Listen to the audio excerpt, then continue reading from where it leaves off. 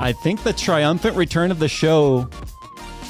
It only took 18 episodes to get the starting bit going properly. It's been a while. It's been literally a year. Exactly a year. Because this is the week after the week we stopped last so we year. technically never missed a week. We just missed a year. Yeah. So if you just ignore the year in between, then yeah. That's great. And you got it correct? You got everything? Oh, yeah. It's recording. The audio's still going. It should auto fade out and duct. I mean, the set works. Hey, guys, look, we're live on air. You like that? I got that whole, like, Saturday Night Live thing kind of going on People right are there. asking us if it's live or not. Right there. It's live. Anyway, welcome to the RTFM show. It's been literally 1 year and 1 week since it went on hiatus. Nick is unfortunately not with us this week because he is off doing wedding stuff with a good friend of his up north in the state. So he missed a week. supposedly he's watching. Supposedly. So we'll see. I don't know. Maybe we'll have to make a call into him later or something. But Nick anyway, sucks. everything's sounding good on every. I don't want to like click on anything and mess anything up because it's working. Everything appears to be working. Yeah. As it should have, because we didn't undo anything. It's literally the exact same setup. And we don't have any like crazy echo like one episode, right, guys? We went back and kind of I just was sort of skimming through old episodes trying to like, what funny, because you don't remember the things you say for 90 minutes 18 times in a row. So you forget, for like, sure. It's like listening to it for the first time when you go back to an old episode. And there was one where it was like, hey guys, blah, blah, blah, blah, blah, blah, blah, blah, blah, blah. It was like, everyone was like, oh my God, echo from hell. Yeah. And then I remembered what happened as I had duplicated an audio source. So anyway, yeah, I'm excited. We got a good show for you guys. Some topics that are tech related, some topics that are not. And I think we've got to start off by mentioning the fact that we are also launching a brand new shirt design that we've been actually in the works on for months, like a long time on this shirt. I forgot that you were doing it, and then it happened. So anyone that's been to the South OC Cars and Coffee saw me wearing the prototype there. This is our Dad Bods and PC Mods Hot Rod PC shirt. So it's so sick. It's so literally sick. launched right now on the site. So if you guys are interested in that, it's available now. So you guys can go over there. We launched it to you guys first. Would you figure anyone that's here for the podcast is probably more than likely the interested parties? Yep. But yeah, I think it's a cool shirt. It kind of takes like my two favorite hobbies, which is cars and PCs. And obviously I have a dad bod. You guys like to remind me in every show. You're like, dad bod's getting more dad body. Jeez, you guys are mean. Jeez. Yeah, you can see that right there. It's also the most colors we put into a shirt. It's our most expensive print yet, but we didn't raise the price. I'm just cutting into any of my portion of it. That way we could make it look cool. So anyway, there it is. Hope you guys like it. JayzTwoCents.com, or in the link at the bottom of this podcast too. You also will see a link to the website. Cool. I love that design so much. Our artist is so dope. Like for our designs and stuff. Yeah, he does a great job. His name is Alan, I believe. Brokered through CrowdMade, because CrowdMade is my merch company, and they do a fantastic job. Yeah. Yeah. So anything you want to say before we kind of kick this off? Like, we've talked a lot internally, because one of the most common questions we ever get is, what happened to the RTFM show? Is it ever coming back? Is it ever coming back? And we've always talked about the fact that, like, we loved doing the show. Yeah. We never wanted to stop it, but it started to come down to an opportunity cost thing of like, what are we not able to do when we're doing this? Yeah. We started realizing what we're not able to do is have fun. So how do you feel about this? It's been a while and I freaking missed it. Like I love being back here and kind of like having this bit of the Friday at the end of the week to kind of unwind, you know what I mean? To have like a lot more lighthearted and non like, I mean, some of our topics are tech related, but like, you know, it doesn't like, I don't feel like I have to talk about tech anymore, you know what I mean? And it's kind of like, just like this, let's turn our brain off, talk about something different, and just have a completely different vibe from the rest of the week. Well, I know there's a lot of people watching today that probably have no idea what this is, because in the last year, we've had a lot of people come to the channel that are new, and they probably have no idea that we've even done this podcast. So this was kind of like my successor to Tech Talk, only the problem with Tech Talk, when I did that with Jerry, is it very rarely involved tech. And so people got triggered by the fact that it was Tech Talk. And I used to say, welcome to Tech Talk, a show that's the only thing about tech is the fact that we're using tech to bring it to you, where we talk about anything. And it was like, then I thought about naming this show Anything Goes. But then I thought that could be a little too literal at times. And So then I was like, I worked at... You don't want to unlock Jay and like have him talk about anything. No, I don't want anyone to be able to just talk about anything, if that makes sense. But then I went into, I worked in support for a long time in IT and all that, and I went RTFM. Read the freaking manual. Yeah. And you can replace freaking with the correct word. I see Sharkbait just said, hey guys, this is RTFM. Where's the booze? Well, I'm not personally drinking this particular episode. And then I'm also wasn't not prepared. drinking out of solidarity because, I don't even have water in front of me. I forgot my bottle. Like, I'm literally just melting away to nothing. it's like when your wife is pregnant and you don't want to drink in solidarity with her. Like, I don't want to drink when Jay's not drinking. Here's the thing. I don't have a cup. So if I were going to drink, it'd be one of the gifts you guys gave me for my birthday. And I'd be drinking from the bottle. Which would look super alcoholic. Yes. Although I do drink from the bottle on my Twitch streams. So, whatever. I mean, speaking of beer. Speaking of streams, why don't you go ahead and take us into our first topic? Oh, okay. So, in this whole like on my Twitch on my Twitter feed the other day, because obviously I don't follow any of these things. I don't follow like the whole like all the Twitch streamers and that sort of stuff. But it really is a different animal. Yeah, it's a whole different world that I'm not a part of. But like it blew up so big that it ended up on my feed. And what is it? There is this dude that was part of a streaming org who he was making about $60K a year in salary on top of his stream earnings and stuff. And then he got kicked from the org for some reason. And then he went on this whole rant about talking about how like, oh, like we were like, it would be so nice if we made enough money to like know when our next meal was going to come. And like he was right, because he was kind of making it sound, okay, first of all, you have to paint the picture of he's making it sound like he was streaming all this time. Yeah, because like, so basically and like he was dumping all this effort into and didn't even know where he's going to be able to get his next meal from. Because the org graciously, like they helped him move out from where they were to like a streaming house, out here in LA, because that's where the HQ so was. they already shared expenses. Yeah. The house, I think they were paying for the house, but that was part of the, I mean, dude, $60K salary, right? Like you should be able to pick somewhere that's reasonable. And now $60,000 a year in SoCal, anywhere in SoCal, would already be hard to live on. Yeah, it's a little tough. But it is. The thing is that like the decisions that they made. But he got to keep the proceeds from his streams, right? Yeah.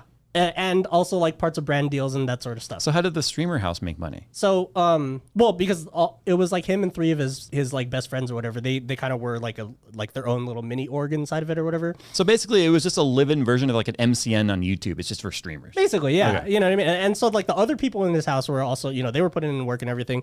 And then he got like, I think he got kicked. One of the reasons was because the manager of the org realized that like, after this all blew up on Twitter, he came back at him like, dude, like I just pulled your streaming stats up. You streamed for 40 hours in a whole month. Now, most people work 40 hours a week at a actual real. Yeah, I don't want to say a real job. Yeah. Because I mean that seems a little bit two-faced, but the reality is anything you do that creates income that you use to live or survive is a job. Doesn't matter if it's out there picking up waste bins or you're talking to pixels online that happen to be people on the other side. Exactly. It's still a job. And you have to treat it like a job, which clearly this person was, like people are calling him a kid. Like, yeah, I mean, I think he's in early 20s or like early 20s or something like that. I wonder if he's had like a traditional job. Probably not. In some sense before. Like, does he have anything to compare real world to? Yeah, I think that's what it was. And that's why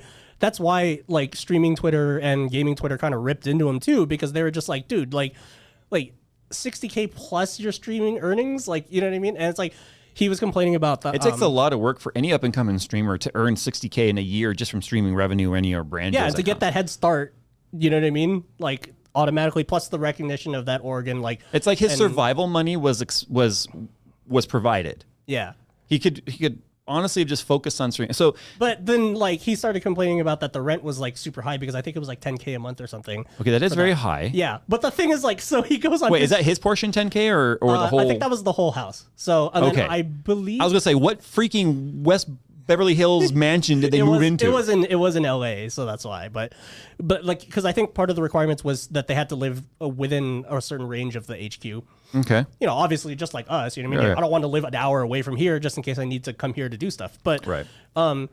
Part of the thing though was that like they could have totally picked a cheaper place to live in. And like, so they sort of wanted that glamorous lifestyle. So all this drama was going down. Like he goes on stream, he's just like, he was just like, look, like I'm gonna show to you guys that we couldn't pick somewhere cheaper. And then it was like he pulls up Zillow, and it shows a bunch of houses that are way cheaper than 10K a month. And then he just basically like proved his own point wrong on stream, and it was just this big facepalm moment of like.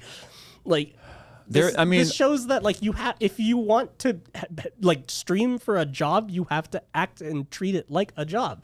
Like it has to be professional. Now, like what that. was he saying about not knowing where their next meal is going to come Oh from?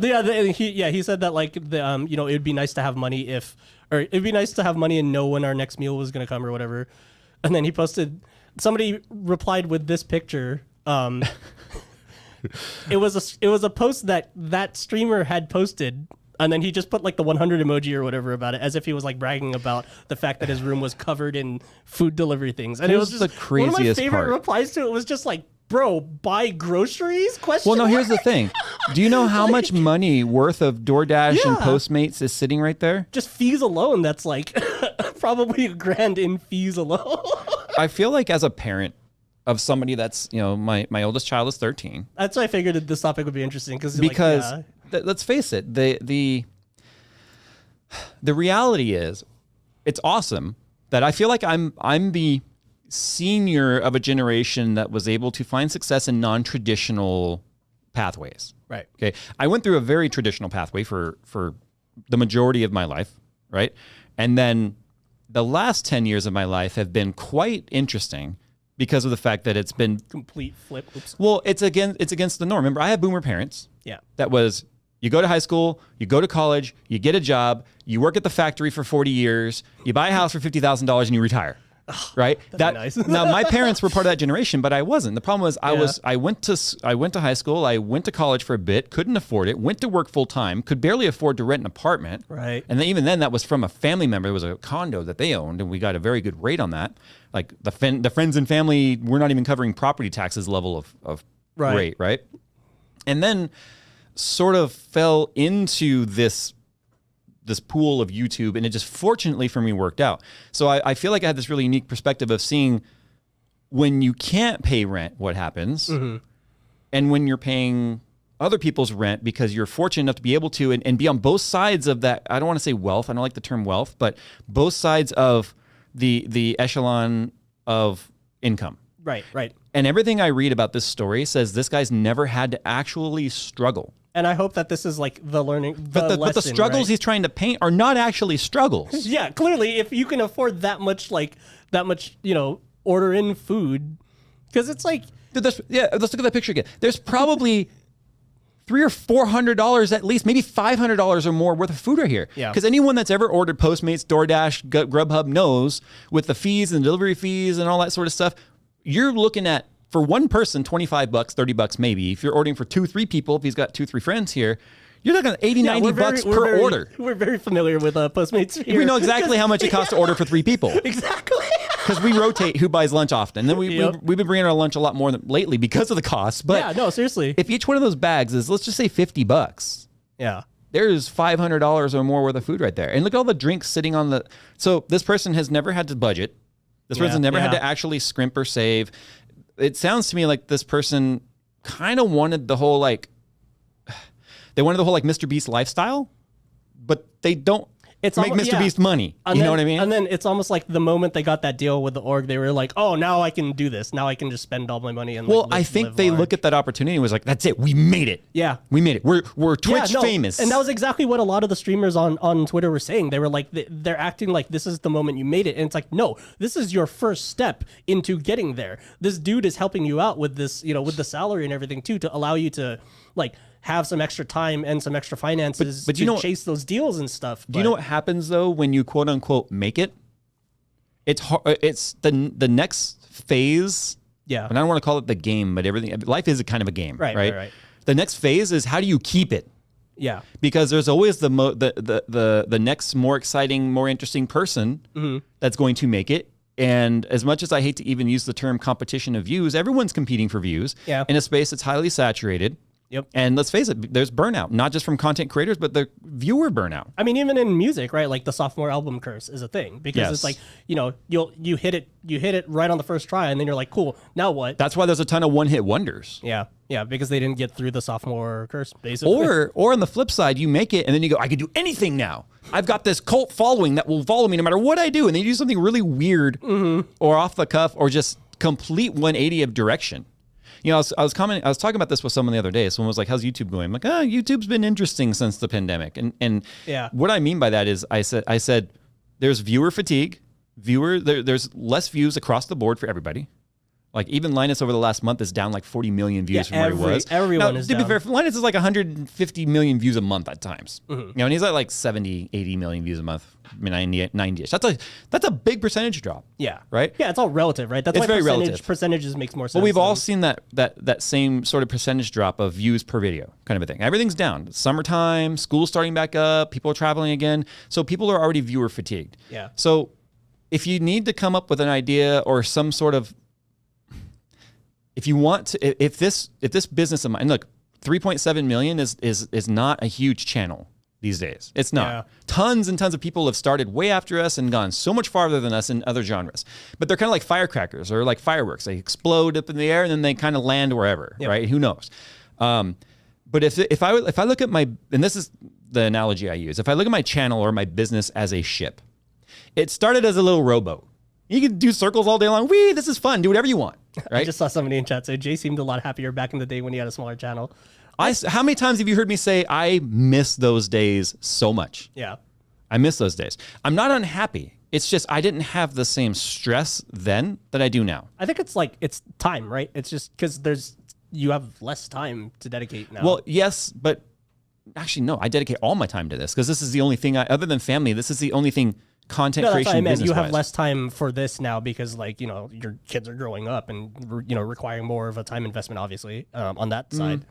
Is that? I think maybe. I think I have a much better. So one of the reasons why I ever had a studio to begin with was that was about work life balance. Right. Yeah, I had to get my life out of my work and life apart. Separation, yes. right? Yeah. But what I was starting to say is when I was a smaller channel, I could pivot that boat all I wanted. All over the place, right? More maneuverability. Yes. Then? Okay. And then it grows and it becomes like a fishing boat. A little aluminum hull, aluminium depending where you're from. A little aluminum hull with a little motor on the back. You can turn in, but the turning radius is bigger. The speed's faster, but it takes more time to do something. Right. Right. Then you turn into like a little yacht. That's when maybe I say a yacht with maybe like 100,000 views, 150,000 views. Back when I hit the 100,000 views, nobody had hit 10 million views on YouTube yet. So you got relative. It's like right? view inflation. Actually, right? I think Ray Williams. I can't remember his name. J, I think? No. No, wait. I can't remember his name. Anyway, he was the number one. Yeah, Ray Williams Johnson. That was him. Yeah, okay. I think it was Ray Williams. Yeah. So he was the number one YouTuber at the time when I started YouTube and was growing. So relative, much smaller channels overall, right?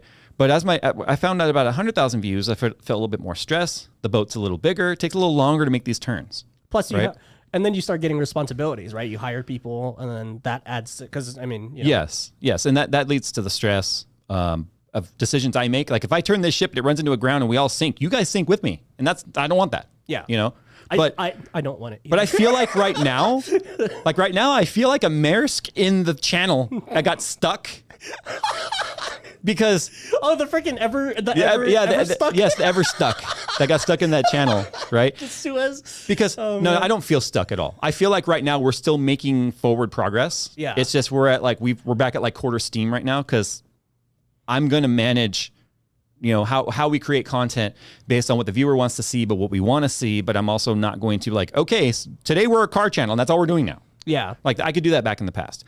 I don't remember where I was going with this. But I do remember, it's just the transition between kind of having that freedom to experiment and not really care, not like don't care, but you know what I mean, like not really fret about it. If anyone goes to my channel and sorts the views by oldest videos first, you'll notice the first 30 videos were very all over the place. Yeah, here's a battery pack. There's a battery pack. Here's a laptop. Here's some Nick Battlefield lunches. Yeah, here's Battlefield. Helicopter. Battlefield helicopter gameplay, bad casting. All kinds of stuff. Yeah. But that's because I was trying to find who I was and who my style was, and then the more I realized screw all that, I'm just gonna be me, and then that's sort of what worked. Mm-hmm. But I feel like too, the larger the channel gets, the more unforgiving the audience becomes. Right. And what I mean by that is they kind of have this expectation of you. Yeah. And sometimes they don't align. And I don't think it's fully the audience. I think a lot of it too is the algorithm, obviously, because we're all stuck with that. You know what I mean? It's just it's kind of like if the audience doesn't watch something, then the algorithm sees that and goes, okay, that video sucks, and then it snowballs in both directions. That's how videos go viral. That's why I circled back to viewer fatigue. Right. Specifically PC tech viewers are very fatigued because we've just went through a severe roller coaster of ups and downs regarding tech. Right. 30 series is out. It's amazing cost of performance. Can't get it. Oh, scalpers. Oh, cryptocurrency. Now prices are insane. It's unavailable. Yeah. Okay, things are now starting to become available. I can't afford rent because of inflation. It's just like you're screwed no matter how you try and look at it. It's So like, then you have a channel that's talking about all these things that people have a hobby of but can't afford. They don't want to be constantly reminded of that. But because I'm this big ship, I can't just full rudder right into the rocks because people don't want to talk about it or hear about it. So we just kind of keep going forward. We do our thing. And then we sort of let time sort of figure all that out. Right. And that's kind of where we are. And the only reason why someone's, I think, would say I looked happier in the older videos is because there was nothing riding on it. Yeah. There wasn't That's what I was getting at. The whole like, you don't have to care. It's because there's less responsibility back then, you know? Yeah. I have your income, Nick's income, Brian's income, the fact that, you know, I pay my mom a salary. I'm now paying for the house that she's living in.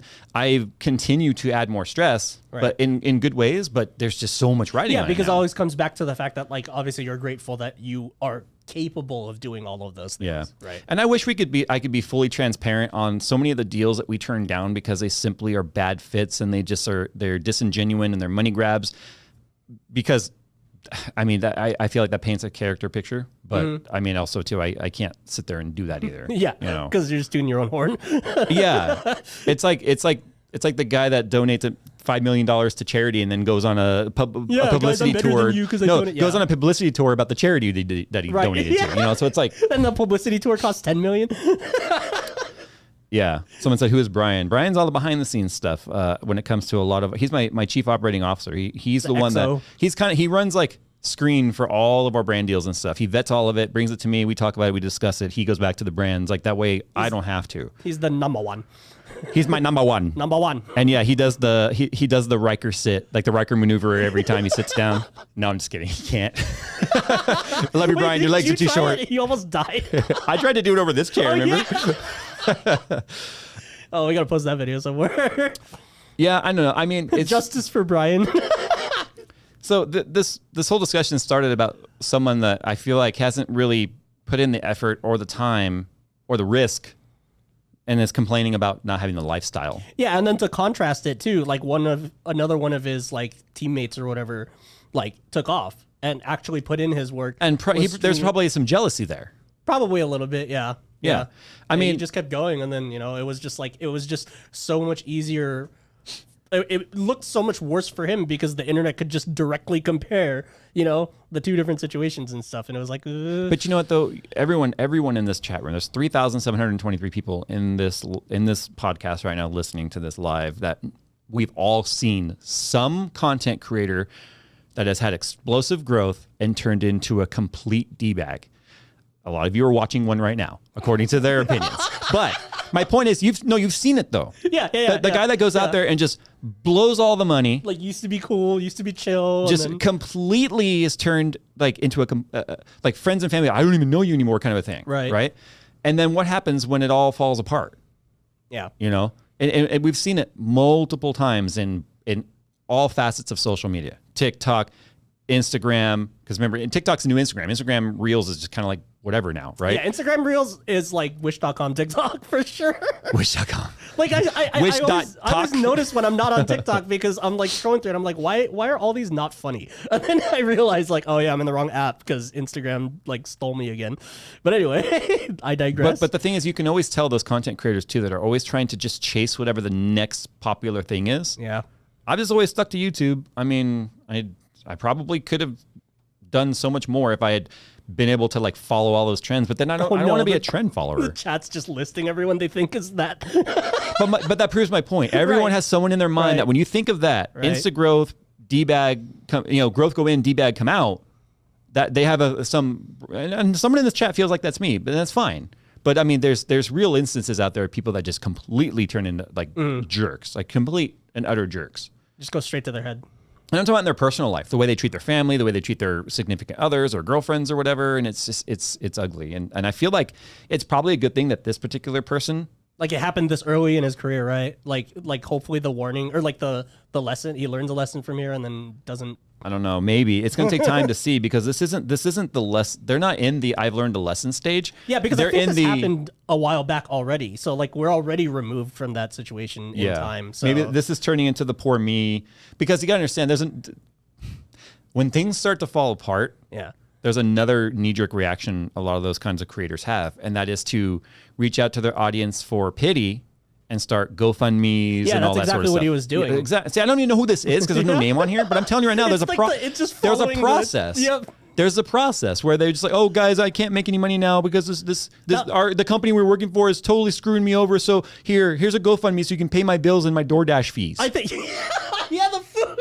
I think that was exactly how this blew up because he started making all these false claims, and then the dude from the old org was like, "Yo, no, yeah, if you're gonna make false claims, they need to be." He brought receipts. He talked about like this is exactly what I was paying them. This is like, and then people from the brand deals, like the liaisons, got in on it, and I was just that's why I got so invested in it because I was just like scrolling, and I'm like, what's this thing? And then I just kept reading, and I was like, dude, this guy, oh no! And then he posted or somebody reposted that picture of the food, and I was like, dude, oh no, man.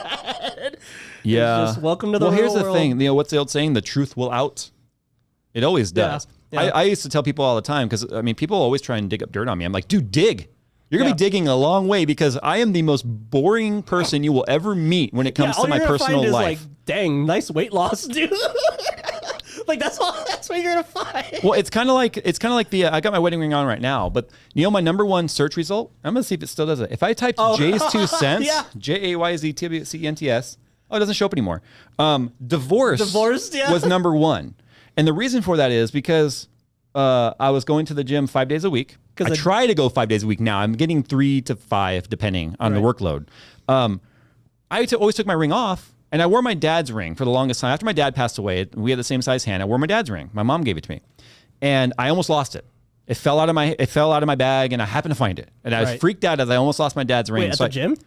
Everything was in the car. Oh, okay. I just remember I couldn't find it for a few days, and I was like, I didn't tell my wife. 'Cause I'm like, oh man. Yeah, she's gonna be mad. I was more mad than anyone because it's my dad's ring, my late father's ring. Yeah. I found it. And then I gave it to her. She put it away. And then I just didn't wear a ring for a while because I was tired of taking it on, off. And you don't trust yourself to like always remember to grab it. Yeah. Yes. Yeah. And so I just stopped wearing my wedding ring. And in videos, people caught on to that. And then it became this huge thing. Even my wife's cousin, out of the blue, I didn't texted my wife and was like, are you getting a divorce? Oh my God. With no mention of something like that ever having been mentioned in my videos. People just took it upon themselves to say, Jay's not wearing a wedding ring, therefore he must be getting a divorce. Jay's too single. And now I love Kyle to death. The weird thing is this was all around the same time Kyle was going through his split. Oh. So I think people were just kind of like on that topic. Oh yeah, and just trying to like dig up like, oh hey, what if this, and just tabloid stuff. Yeah, so we found it really interesting. Like my wife and I joked about it. I'm like, yeah, I didn't know I was getting a divorce. Did you know we're getting a divorce? I didn't know. Oh, okay, well, cool. We'll talk about that tomorrow, I guess. Sick. You know? But I just goes to show how things will get fabricated. Oh yeah, out of nowhere. Yeah, and especially because like no one checks their sources anymore. No, it's just about what could we type that will be interesting to talk about? Mm-hmm. You know what I mean? And that's all I care about is the engagement number, right? I think honestly, that's one of the reasons why so many people were very infatuated and upset about the whole like price prediction video of mine, because that's really the only thing that they could like grab onto to say, Jay, you're freaking wrong, and we're gonna like put you on blast for it. Yeah, I doubled down on it, and then we'll talk about it a little bit later on. There's some things I was right about, and obviously things where I was wrong about, and I already made that I was wrong video. But everything is so polarized, like yes, no, like you have to either completely be wrong or completely be right, and that's why the thing is, if you read the comments, the thing I'm right or wrong about is not the same. Yeah. So like one person will say I'm right about this, another person will say I'm wrong about the same thing, and then that person will say, but you were right about this, and the other person's like, no, you were wrong about that. And here's the thing: it's a prediction game. Right. It was a prediction. Predictions are wrong all the time. Hey, you know that guy that keeps predicting the end of the earth? How's that going? Yeah. You know, those are some I think it's going pretty good. But you know what though? Who you asked. But that guy would literally give a date. Right. Yeah. It was supposed to be 2012, right? I think there was more since then. I mean, well, and then they made the movie, and then the Mayans were like, okay, never mind, maybe it's not 2012. Yeah. Well, I don't know. Just kind of moving on away from the whole streamer topic. I mean, I think the bottom line is like, I'm going to just kind of end that topic personally with, look, I've worked some very remedial jobs. I've worked some very laborious, non-thankful jobs. Like I was a FedEx driver in a very hot region. So the whole discussion about, they had to take a pee in a bottle in the back of the van. It's like, jerk, that was every day for me. Yeah. That was every day. And you know what the difference was? When I was a FedEx driver, literally peeing in bottles and not taking breaks, there was no social media yet. Right. So the difference is like, there's a platform for people to complain about for change. And I'm all for it because the working conditions when I worked for FedEx in the early 2000s was bad. Right. It was bad. I'm talking 110 degrees out in the desert, literally running more stops that I could handle in a single day. Like my shirt, because it was like I back then we had button up. They were button up gray with like purple pinstripes and the FedEx logo. Now they were like collared shirts and stuff. But anyway, it was white with salt when I was done at the end of the day with how much I sweat through it. But, and it's because that UPS driver that kind of like fainted in front of the door cam a few months back and re-sparks that discussion. And it's like, these conditions have always been this way. And yes, something needs to be done about it. But I'm just saying, like, I've worked that type of job. I get it. I've worked IT, which is a very thankless job. I've traveled all over the world and all over the country doing that. I don't look at anyone's job as like pointless. Yeah. And I feel like, people will look at what I've created here. Or, you have an amazing job. You talk about how much you love your job. You love editing. You love working here. It's literally a dream job. I still tell people that. Very non-traditional. Although it's traditional type of work, it's in a very non-traditional container. I feel like every single person out there working a job, whatever it is essential as far as I'm concerned. As much as I kind of got burned out on the term essential. Everyone working a job, no matter what it is, that job has purpose. And I'm thankful for all of those people. Honestly. And I know that sounds like I'm tooting my own horn. It's just, I know at any time I could end up back there. I don't want to, but I'm prepared to if I have to.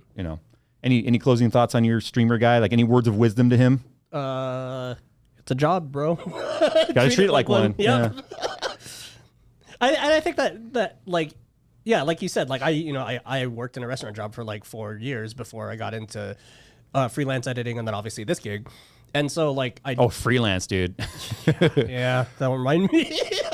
But yeah, like it's like I think just having that work ethic from, like my first job being a run around and like, there's like freaking 50 orders that you got to run out and blah, blah, blah. I've never worked food service and I never will. Yeah. I will literally go back to day labor, which I did for a while. I did work for one of those day labor sites where you go to the office and they tell you where to go and you get paid, $4 an hour or whatever at the time. You learn exactly. I'll go back to that before I'll serve people food. Yep. And you learn exactly how much people don't think. That's all I'll say about that. Shay in chat just says delivery drivers are super relief. Yes, I always tip the max that it will allow me or put extra or whatever because I'm like I don't have to leave my house because this person was willing to. So freaking tip them well, would you? Agree. What is this you got on here? Space enthusiasm fanboyism. What does that mean?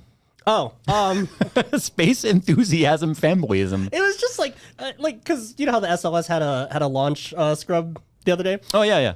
And then they're retargeting. Was whatever. There was an engine problem. Yeah, it was an engine temperature sensor problem, which is funny because it sounds. Were they mad that it didn't launch? It sounds like all of our. No, it was just like all the the Muskie boys came out of the woodworks and we're just like, you should have been SpaceX versus NASA, and it's like, dude, they're literally on the same team. Like none of this makes any sense. We're all going that way to space. Like it's not. Well, if there was ever any more proof that it doesn't matter what the topic is, there is A and B fanboy. There's always fanboys and there's always this ridiculous war. Dude. It's just so funny because it's just you guys are arguing over like you didn't engineer the rocket, man. And honestly, for that fact, neither did Elon.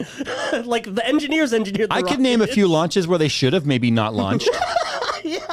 Everybody, SpaceX included. Yeah.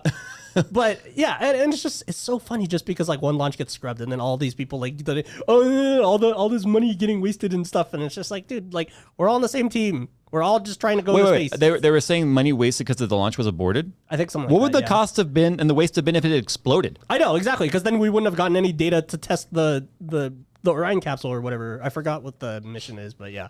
I know it's a test flight. Yeah. But, and then meanwhile, the one in Vandenberg went off without a hitch. yeah, and then also you didn't see anybody waste talking about SpaceX wasting money shooting a roadster to Mars, but that was also I a did test flight. see people complaining about that, but Okay. still, I mean, I think that usually the ones that are out there complaining. Let's face it. I think I can say this with this audience, and they're not going to like castrate me. Tesla fanboys are like Apple fanboys. Oh, God, we all just hate them anyway. So it's just I don't know what it is about that, but those two particular groups. but they very much are the same type of boy. Which is ironic. When it comes to fanboy. Yeah, you know what which I mean? is ironic because like Teslas don't support CarPlay, which is part of the reason why like I don't want one. I need my CarPlay. I need to be able to. I see Sharkbait said another comment here. It was a super chat. I never turned those off. I forgot to do that. Sorry about that. It says, Jay, do you feel the status of service providing YouTubers like you and other tech YouTubers has shifted more to FedEx drivers level? Bring the info and then go. I mean, I've always known from day one that this channel has a lot of passersby. So we have our content. We have like a few categories of content. Yeah. It's just filler content, which is something like the putting together this set video that went live earlier today. Yeah. I normally wouldn't put a video live on the same day that we're streaming, but I already knew that video was going to get crap views because it was very specifically targeted. Inside view into the algorithm that we have to fight. But it was also, it was an announcement too. Yeah. So I needed that video to go live today. But so that doesn't appeal to people that are interested in learning something. Yeah. They didn't learn much other reviews, than, like they might have learned that, hey, Rode has what's called the Podcaster or the Rodecaster Pro, which is what we use. That was more for the people that are interested in your personality, in our personalities, right? Yeah, because this was nowhere in like the titling or anything, so they would have known that. We have our videos that are like how-tos, which we know have legs over time. Like our video about what to do after you build your tower has something like 11 or 12 million views, something like that. Yeah, that's my highest viewed video because it's more of a reference video. It's a reference video. It's like a manual, right? It's literally an RTFM. You have your embargo lift reviews, which means everyone's video goes live at the same time, which is exactly what you'll see when AM5 embargo lists, which is exactly what you'll see when the 40 series lists, and exactly what you'll see when the 7000 series GPUs lift, all that sort of stuff. That's why we always joke about like, oh, sorry for exploding your inbox, but I'm sure there's 30 other videos right and now. Then we've got our stuff that just interests us that we do, like when we did the drones and things like that. And all of those views are all over the place. And that's about as much deviation as you'll ever see on my channel. Every now and then maybe a car something or another, but I have the car channel, which is like hanging on, like snorkeling through a straw because I don't have time to put into that channel. And even though all the car parts for the 68 Camaro Resto project is all done now, the subframe is done, the car is painted, it's sitting in storage right now, it's ready to be reassembled. Now we're just waiting on time for the builder and myself to get together and start building it, right? Stuff like that. But where was I going with this? I don't know. This is the second time you've digressed into space. The problem is I made 3 left turns to make a right. And none of us were paying attention which streets you turned on. Doesn't matter. Remember, we live in SoCal. Just point which mountain you need to go towards. Go that way. Doesn't matter. This is why people tune into the show. There's absolutely no. It's because a guy asked me about FedEx passerbys. Oh yeah. So yes, yeah. and then we know there's videos that are going to be like, okay, someone needed this information. They saw it. They watched it. They didn't sub. There's no reason to sub. They just off they went. They didn't look at any other content. Right. That's going to be the reference stuff, right? Like that PC building. Yeah. Video, or then you get your guys like Mr. Beast, which are just spectacle. That's a nice way of putting it. I'm not a Mr. Beast fan. I don't feel like the guy has an original idea in his head. I've never actually intentionally watched any of his content, honestly. I don't personally feel like Mr. Beast has an original idea in his head. He just regurgitates and recycles all kinds of content that's already been done, but usually way back in the past. Like, for instance, putting your hand on the car, and the last one to take your hand off the car wins it. Car dealerships were doing that in the 70s and the 80s, right? It just copies Squid Game, copies Willy Wonka. He just copies stuff. So it's almost and I have no idea how he does it without infringement, but he does. But the problem is, if you look at the average viewer, they probably aren't even old enough to order a Mr. Beast burger without asking their mom and dad first. But that doesn't matter because views pay no matter what. Should ask that streamer how his Mr. Beast burgers were. His 500 orders of them. There's probably some in that photo. I know, that's what I'm saying. But I mean, for me, I just get annoyed because I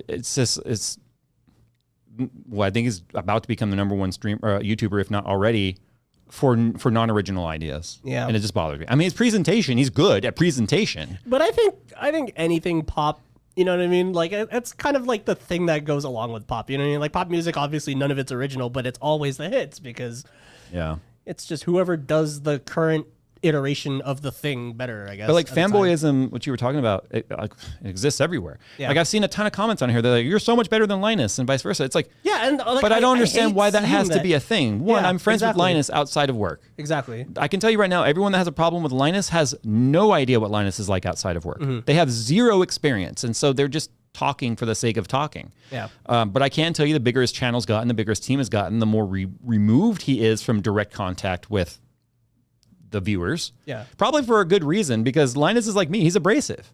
He doesn't think about what he says all the time, and it comes off wrong all the time, and then people are going to take it and run with it because the drama queens want the drama. Right. So I understand Linus very well.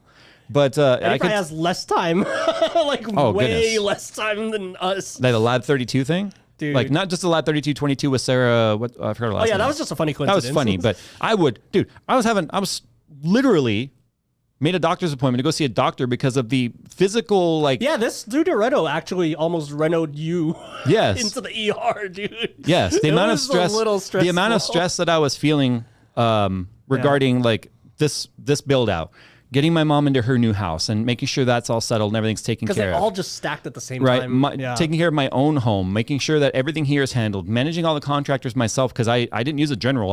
I handled all the contractors myself.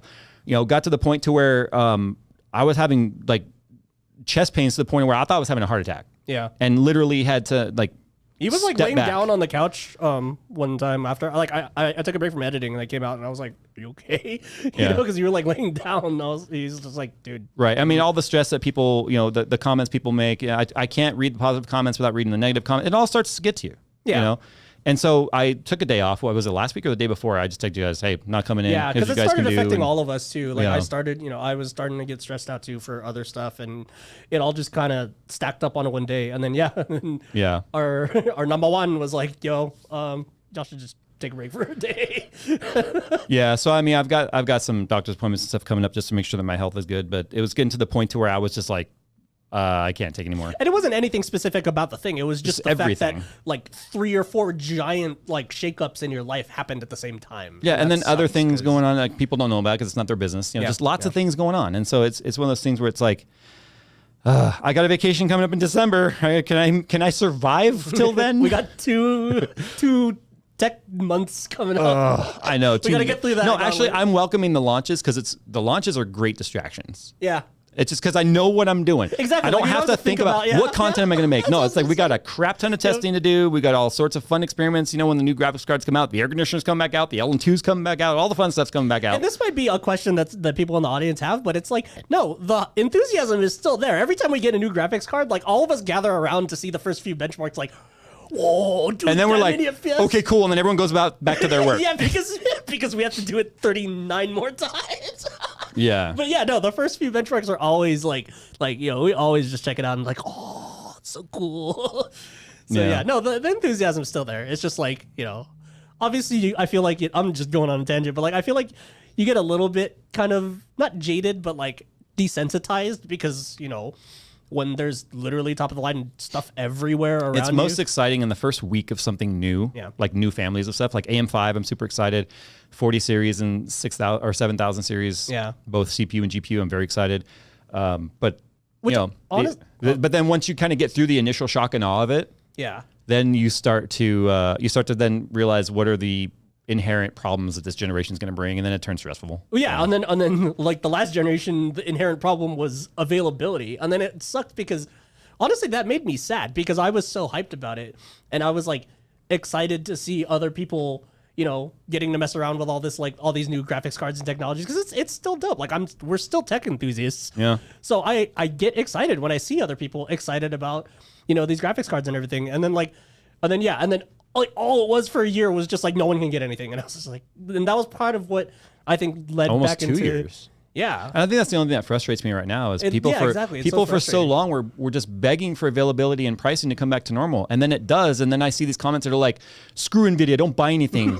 It's like, well, what did you want all along? You're just gonna just make yourself more angry and sit there in the corner without a graphics card. Speaking of Nvidia, though, this would be an interesting topic to segue into. Speaking of Nvidia, because people like Nick's at a wedding. Yeah, next at a wedding. People really want to see Nvidia get screwed. And you know what? They kind of are right now. So if you guys haven't heard the latest news, there are US companies are not allowed to export smart tech, which means like CPUs, processors, not APUs, but ASICs and stuff that are above a certain like power threshold. So basically we're talking like the deep learning stuff that you would find from Nvidia. To Russia or China, and there was a third country. I can't remember what it was. I forget in the article. But the point is, like, this is obviously politically / competitive military edge Yeah. concerns here because the 'Cause concern they're AI and machine learning accelerators. they're AI machine learning, but they're also used in smart weapons and stuff. Yeah. So literally, Nvidia right now is not allowed to sell direct to China or Russia these like N100, H100, like these super. Yeah, Like, something in chat said A100. Yeah, I think Yeah. it's A something because Yeah. Ampere. Yeah. but when that news came out, Nvidia stocks dropped 6.5% in one day. That's massive. That's a huge slide. So they're artificially controlling the market now, Nvidia. This is kind of moving on to a second part of this. So that's what they're dealing with right now. Yeah. On the back end of all of the 30 series stuff, because let's face it, it is now November. I wish it was November 2nd. It is September 2nd. The initial rumors for 40 series launch, which I want to throw this out there, and I'll take all the hate people are going to say again. I said we were not going to see a July launch and maybe a September launch, but I was saying end of year, and my sources told me next year. People told me I was crazy for saying that. Well, July came and went, nothing. September is here, but what I'm about to read you, guys, is direct from their investor sales report meeting. So a publicly traded company like Nvidia, every quarter, basically does an address to all of the shareholders and tells them like state of the company. So obviously the hot topic was what's happening with 40 series and what's happening with 30 series pricing and availability and all of that. So I'm going to give you guys some interesting insight here based on Jensen's words, and then a little bit of deconstruction of the meaning, in my opinion. So for instance, he says, our strategy is to reduce the sell-in this quarter. Now, if you don't know what sell-in means, it means what the manufacturer is directly selling to other manufacturers like AIBs and stuff to the market prior to retailing. So what that means is the middlemen, like Asus, EVGA, PNY, ASRock, because they do make graphics cards, believe it or not. Any of these brands that make NVIDIA products buy silicon from NVIDIA to create their product. So our strategy is to reduce the sell-in this quarter and next quarter to let channel inventory correct. Let me deconstruct that sentence for you. Let me rephrase it. Our strategy is to sell less GPUs this quarter and next quarter so that we can keep the pricing up. Okay? Obviously, we're off the highs. They're referring to the cryptocurrency mining, probably the direct sales to cryptocurrency mining, the inflated prices. You know they were selling inflated as well, as much as they were saying they weren't. You know NVIDIA is they're a for-profit company. They're going to profiteer off of the problem the pandemic created regarding availability and pricing. Obviously, we're off the highs, and the macro condition turned sharply worse. So what that basically says is, hey, guys, our free ride of profit is over, okay? And so our first strategy is to reduce sell-in in the next couple of quarters to correct channel inventory. Once again, let me rephrase that. And so our first goal here is to reduce the amount of product available the next couple of quarters to correct the channel availability. They are artificially now going to limit the amount of graphics cards making it to market so the price will stop falling and the demand will go back up. Okay, this is something I warned about and I told you I was tipped. This is what's happening, okay? We have also instituted programs to price position our current products to prepare for next generation products. I will translate that one. We have also instituted some price changes so that the current prices of 30 series will make sense when compared to 40 series. So one of the main reasons that they're reducing prices of 30 series was not to try and sell as much of it as possible. As you can see, they're limiting how much they're selling. They themselves are holding back. They could sell every bit of it if they wanted. They're holding back so that they can reduce the prices and kind of find that equilibrium between availability and pricing. Because if availability stays too high, prices continue to come down. They're pulling back availability so prices will stay where they are. Why? So a $950 3090 looks good against a $1,500 4080. Do you remember how I was saying that prices in 40 series are expected to be really high, like 20 series again? I'm not crazy, people. Okay, moving forward. Ampere is our most popular GPU we've ever created. It is in the top 15 most popular gaming GPUs on Steam, and it remains the best GPU in the world. And it will be very successful for some time. However, and this is, however, we do have exciting new generation coming, and it's going to be layered on top of that. 30 series and 40 series will coexist for a little while. That's because there will be 30 series still in the channel because NVIDIA is holding it back. We've also taken, and then he paused because this is transcribed. He was speaking. We also taken, we've done two things. We've reduced sell-in. He's repeating himself. We've reduced sell-in to let channel inventory correct. They're artificially holding back the inventory. We've done we've reduced inventory to let it correct, and we've implemented programs with our partners to price position the products in the channel in preparation for our next generation. The price reduction was less about availability because NVIDIA is holding it back. They want the price to come down so that 40 series pricing is higher. I said that from day one. This is NVIDIA's motive. They are green for the color of money. It's what they do. So they are strategically holding back product to let the channel inventory slow down so that the prices don't continue to fall, but stay right where they want them to land so that 40 series pricing is higher. More performance, more cost. That's what they want. They don't want it to be the same performance for the same cost 30 series was. It's more performance. They want more cost for that performance. Mm-hmm. And while 30 series continues to coexist in that overlap that he discussed, 30 series is going to be incentivizing. Go buy it, right? That's what they want because they can still slowly trickle in all that sell-in that they're hanging on to. It's manipulation. It's market manipulation. It's exactly what businesses and capitalism is. But I'm telling you right now, because all of these statements are public, because it's a publicly traded company, they're admitting it right here, right now. So then they go on to say, all of this we anticipate we're working towards a path to being in a good shape going into next year. Okay, so that's what our game plan is. That's exactly what he says. Do you notice he talked about doing this over the next 2 quarters? How many days are in a quarter, Phil? 90. Yeah, 3 months. 180 days from now. What's in 3 months? Oh, next year. 180 days is the time frame they're talking about manipulating 30 series costs. Now, that doesn't mean 40 series is going to take 180 days to come out because they did say they're going to layer. But 180 days for 30 series to still potentially exist with slow trickling of the sell-in. They then had another quote of him. And this, by the way, was at the Q2 2022 earnings call. Okay, so that's a few months back already because we're in Q3 right now, right? And by the way, that was about Q2. So that wasn't during Q2. That was upon the completion of Q2. So this is fairly recent, but Q3 discussions haven't taken place yet. He says, we'll get through this over the next few months. Let me translate that. Guys, it'll be okay. We'll continue to make money, I swear. Okay? We'll get through. The fact that we'll get through this, guys. We've had the most profitable years we've ever seen at NVIDIA. But I swear. Spatulas will survive. As we can buy more spatulas still, guys. His spatulas and his leather jackets will live on. But listen, we'll get... Tell me you're disconnected without saying you're disconnected by talking about the fact that your prices have come back down to reality and then saying, we'll get through this. Yeah. We'll get through this over the next few months. Because that just shows, obviously, they don't want the prices to be where they are right now. They want it to be, they want the $1,500 3080 to be a thing still. Yeah. So anyway, the next few months, he mentions that again. Okay, let's read that. I lost my spot. We'll go through this. We'll get through this over this. We'll get through this over the next few months and go into next year with our new architecture. Now, go into tends to mean like the rollover of the new year. Okay. And that's what the latest rumors have been. December announcement with a January availability of probably 4090 only, maybe 4080. But again, keep the prices high, right? I look forward to telling you more about it at GTC next month. So people have rolled with that. I'll tell you more about it at GTC next month, meaning, oh my God, 40 series is coming in September because this is the month, right? This was in August when he said all this. No, it's going to be teasers. Remember, they teased Ampere architecture with the deep learning stuff first.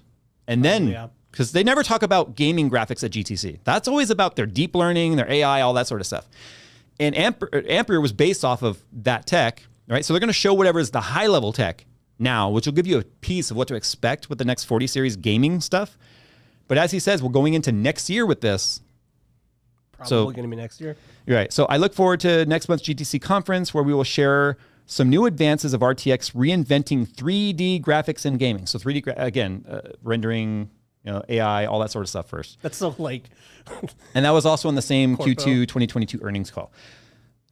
If there are some key takeaways from this, I don't care what you think about me and my price prediction video or any of that sort of stuff, but you're hearing it from the man himself that they are artificially limiting how many GPUs are going out. Look, if they truly were in this position of they got to drop prices to sell them as fast as they can, they would not be limiting the quantity. People are not buying right now. People are not buying because they're mad at the company or they're waiting for 40 series, right? Because you get to this point where you're in between, like, when a new product's going to come and you got the old one, and they're like, well, what should I wait for? Should I wait? Should I buy? Should I wait? Should I buy? Right. And then they go into a holding pattern. Well, Nvidia knows that, Jensen specifically, and so now they're artificially holding back product to keep the price from going down any lower. So we might still see some price reductions. I mean, just today I saw a Micro Center announcement saying that $979 for a Furtherwind 3 EVGA 3090. 90? 3090. Dang. Yeah, 3090 Ti, which is not a good deal because it's only like 3% faster than a 3090, and it's still like $1,100, $1,200. Yeah. I'd get the 3090 if you were shopping at that price point. But the problem is, like, those 50 series or 60 series cards, they're not going to be coming down really much more.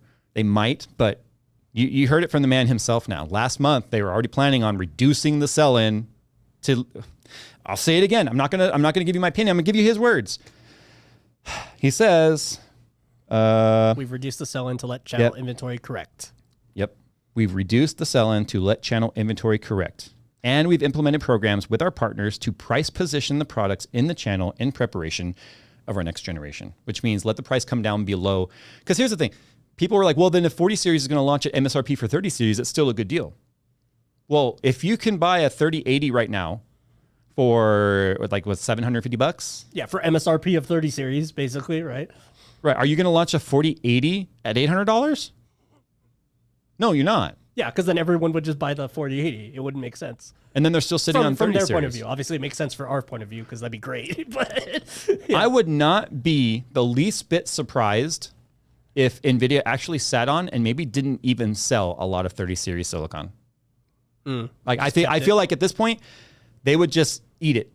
They would just eat it to get 40 series out to be profitable. I honestly feel like that could very well be what happens.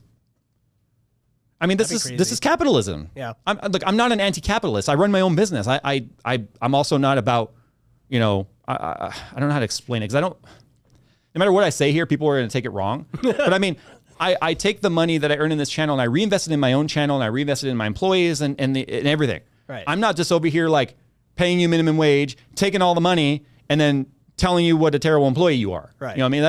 That's kind of like the capitalism a lot of people think of. Yeah, like the stereotypical like it gone bad. Basically. We're a small business here, and everyone is a wheel here that has to turn and be oiled and working. I can't, we can't survive with that kind of mentality. But my point is, right. Nvidia is not. However, they are a for-profit, absolute for the investor.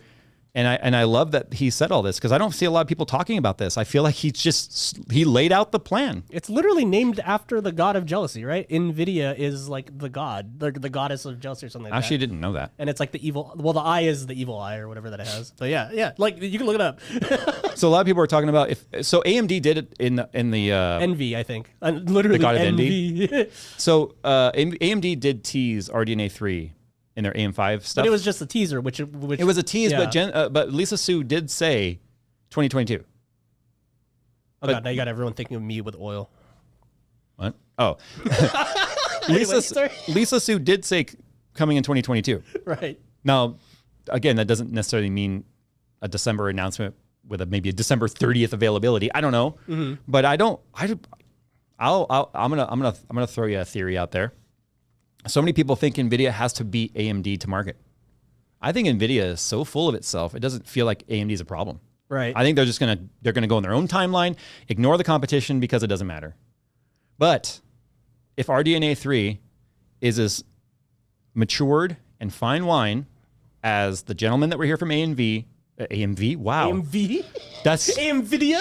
Nvidia. If the gentleman that we're sitting here in our warehouse having that meeting when RDNA first came out in 2019, 3 years ago, told us, they told, you were there. Yeah. They told us. They were like, we are going to do, he said, what we are going to do to Nvidia with RDNA, what we did to Intel with Ryzen. Yep. It's exactly what he said. Yep. And this might be the one. And look at where Zen started picking up. It was the third generation, right? Yeah. And now we're on RDNA 3. So it's like, because it did this, and then third generation came out, and then that was like the launch pad. And then 5000 series Ryzen, just, obviously everyone loves it. It's a great processor. It's an entire great processor line. Well, and the 5800X3D showed their next, like, how can you just take basic CPU and make it faster? That was for 3D V-cache. If you think about it, it was actually kind of the first time that they didn't really play anything safe. They were like, hey, let's do this random, crazy, high-performance, weird niche product.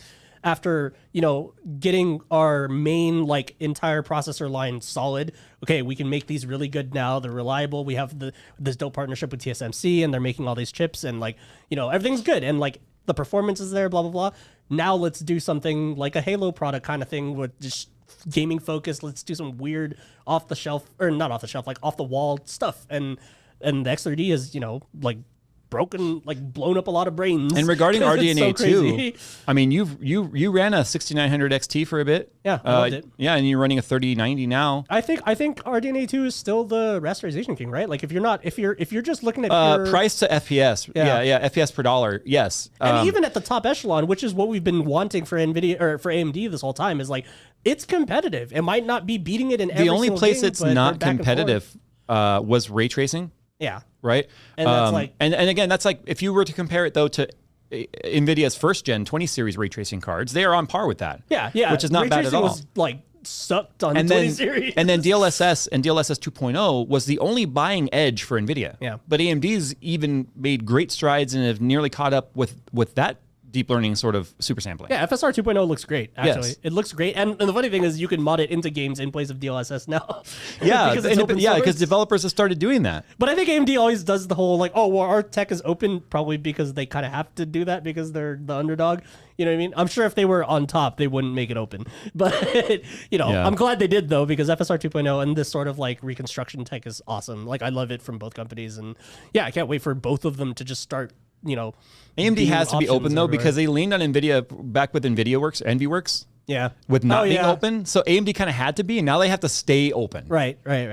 But I mean, it doesn't hurt them to be open. It doesn't. Yeah, and plus, they got the whole they got all the like the game console stuff and all that sort of stuff, as a side business to PC gaming, because like it's easy to forget that literally the PlayStation and the Xbox are all running AMD APUs.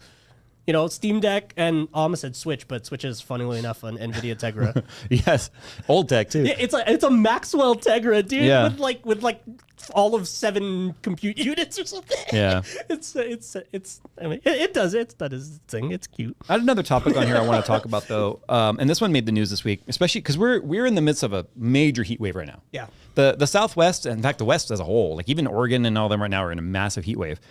We have been we were at 111 degrees on Tuesday. We're over 100 degrees right now. You have to convert that Which yourself. is like 40, 41-ish Celsius. Well, what's 111? Because we were 111 the other Probably day. like 42, 43. Yeah, it's very hot, very It's dry. definitely above 40s, which usually makes people in Celsius countries go, what the heck? Now, the 40 thing about where we something? live Yeah. is everyone has, just about everybody has central AC. Yeah, Right. that's the thing. And so that's a huge load on the power grid when you have AC going like that. So the PUC, or the Public Utilities Commission, every time we have a major heat wave, they put out these notices, and they're basically begging people like, hey, between the hours of 4 and 9, which is considered peak usage, people are at home in the evening, lights are on.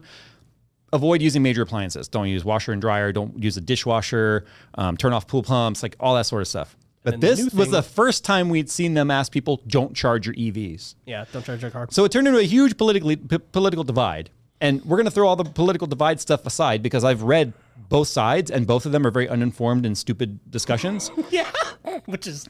But the thing is, here in California, they have a plan to ban the sale of ICE or internal combustion engine vehicles by 2035. So my question here, especially to the audience, because I don't own an EV because I have range anxiety. If they're asking not to charge now, when we have a very low percentage of vehicles in this state, now the state of California has more vehicles in it per capita than any other state. Like everyone in California has cars, and a lot of people have multiple cars. Yeah. I'm guilty. Yeah. So, I mean, I'm not driving them all at the same time. So it really makes no difference how many you have, right? Unless you're driving them all at the same time. Yeah. But if we currently are at a point during peak demand, if they're asking you not to charge your car, which is the bulk of when people are home in the evening, you come home, you park from work, you plug in, right? That's the idea. 120 volt chargers for the most part. And you ask people not to charge now.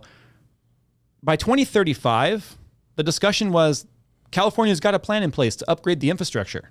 Well, if you look at the last 13 years, because we have 13 years forward to worry about that infrastructure, we've made no changes in the state of California that have actually had true tangible differences. I mean, we've got some more clean air farms out here. We got like the solar.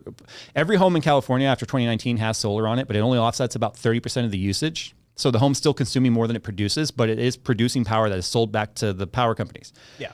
we have like the wind farms that are out in the desert by Palm Springs and all that. We've got ironically, we on the California side of state line in Nevada, we've got the massive solar farm there. Oh, yeah. But we yeah. sell all that power to Nevada. Yeah. We don't even take it. So. Well, because I think My point is. yeah, something like that. Like it doesn't provide enough for it to be useful for us, I think, or something like that. I don't know. I don't remember. But my point is, in 13 years, do you think we can truly update the infrastructure so that every day forward from that point, every car sold is just added strain, added strain, added strain? Here's my glass half empty prediction. I think they're gonna move it. No, I think you need like time of use is 4 to 9, and then it's gonna be like 4 to 5 a.m. because then what everyone's gonna do is schedule their cars to charge after midnight or after 9 p.m.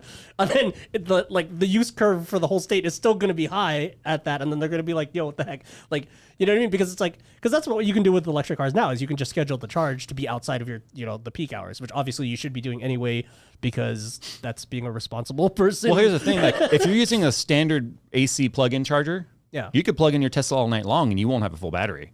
So yeah, those 5 hours, you'll get like 10 to 20 miles. No, yeah, like 20 miles or something like that for an 8-hour charge or something. That's like that. not enough. It is for some. For how many people out here commute to LA? Well, then, Yeah, but that's my for them, but my point is now if they're asking you not to charge for those 5 hours during the summertime.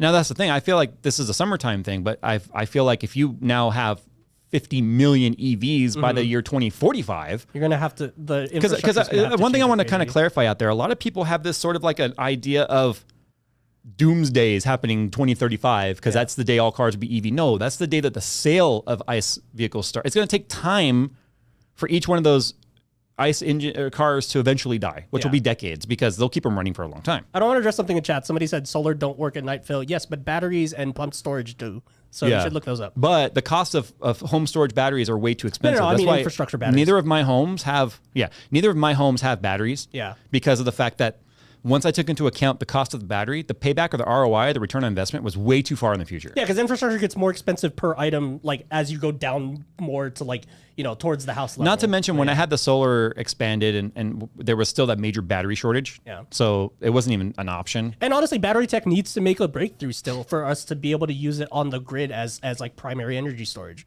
Like right now, what we're doing is basically like think of a hydroelectric dam, except when there's an energy surplus, they use that electricity to pump the water back up the dam into the reservoir, and then when we need electricity, then they just let it flow through the dam, and then it generates electricity. So it's a kinetic energy battery basically, as opposed to a chemical battery. But the thing is, we need batteries and supercaps and whatever crazy future technology for energy storage. That's the big thing because. Like that guy did say in chat, solar doesn't work at night. Wind doesn't work when it's not windy. Right. And we need. It's like a sailboat in the doldrums. You're not going anywhere. We need energy storage. I would bring it back to an I like boats kind of a thing. Yeah. Offshore wind farms. There you go. But that's the problem with that sort of clean energy like solar and wind is that we need energy storage. Well, one of the notes I had one of the notes I had made on here is that maybe we need smart chargers. So you plug in your charger, but it will automatically. Maybe this already exists. I don't know. I don't own an EV, but during those, because you know how the Edison can put the thing on your AC unit to shut off the condenser. Yeah. Which screw that. I'm not doing that. Yeah, I know. I did that. We did that for a few summers, and we sweated the entire summer because we're the first ones they click it off, and that's the way it's meant to work. I'm sorry, the 20% discount on my bill was not worth the sweat, the sweat equity, honestly. But no, so maybe chargers that during those peak demands, they can turn off or slow down to a trickle or something where it's less of a strain on the grid, but still gives you some sort of battery maintenance. Yeah. Or at the very least, like just if you schedule your car to charge during peak hours, it'll notify you, hey, this is going to cost a lot in electricity bill if you're dumb and want to schedule this charge during this peak hour. But, sometimes you might have to. What if you have to top it off because of like a trip you have to take or whatever. Or you forgot to charge it and now you're super low and you've got to drive to LA in traffic tomorrow. You have to charge. In fact, you might even find yourself driving to a supercharger and sitting there, because you have to. Or solar power dedicated car chargers per homes. Yeah. Like I have solar on my house, but all the solar my house produces I sell it back to the energy company. And that's not because like I'm trying to make money. It's just that's what the PUC required. So all of these power plants and stuff that don't exist because they would have to grow to meet demand. The PUC here in California had said no. Every home needs to have solar to offset, and then all those rebates and stuff go towards that cost. And then what happens is we sell it back to the power company because it's cheaper for them to buy it for us for 40, 50 cents, 60 cents a kilowatt hour than it is for them to generate a kilowatt hour for a new plant, right? So the cost offset made sense. That's eventually not going to always happen anymore because the incentives are disappearing. There's no more cash incentive or rebate credits and stuff on solar in California. It used to be like the entire amount. Now it's only like a certain, like 25% of it, something like that. I think we're on the right track of trying to be maybe clean energy dependent, but I also feel like this 2035 thing is just a political move to look really good on someone's resume. But I don't think the 2035 date is going to stick. I feel like so many of those things are that, you know, like it's just like we're going to do this just to make me look good or whatever. But yeah, I really don't think. Not going to digress. I really don't think that the 2035 date's going to stick. I think that's going to move. Like, I just think that's nothing but a publicity stunt, personally. And I'm like the first person that like wants like I would love like all of my commuter cars to just be electric and super like chill and awesome and clean energy. But yeah, I don't think 2035 is such a like. It's right there. It's like tomorrow, basically, in the scheme of like infrastructure changes that go this slow, you know? Yeah. Well, and the other thing too is, like I said, maybe solar power dedicated chargers. Yeah. But like I said, like the storage is the problem. That's just the biggest problem right now because we can make solar panels. It's just, but we can't. That energy has to go somewhere. Like, well, that's why I'm saying if you have an EV, the inverter goes right to the charger. Yeah. But you still need a storage because if it's generating power and it's not going to the car, it's got to go somewhere. Yeah, you would still need a little bit of battery. But you wouldn't need as much of a battery for that. I mean, the battery you need to run your home without even your AC because people don't realize a lot of those actually, now that I think about it, it could be like maybe a battery the size of like 2 car batteries. Yeah. When we were talking about this offline, I was like, it's literally just the battery pack and the phone, like analogy at this point, just bigger. You know what I mean? Like the battery pack is going to be for your house, and then the phone is your car. So but that's the thing though, is that like getting all that infrastructure out to the house, you know, a battery is not going to be small.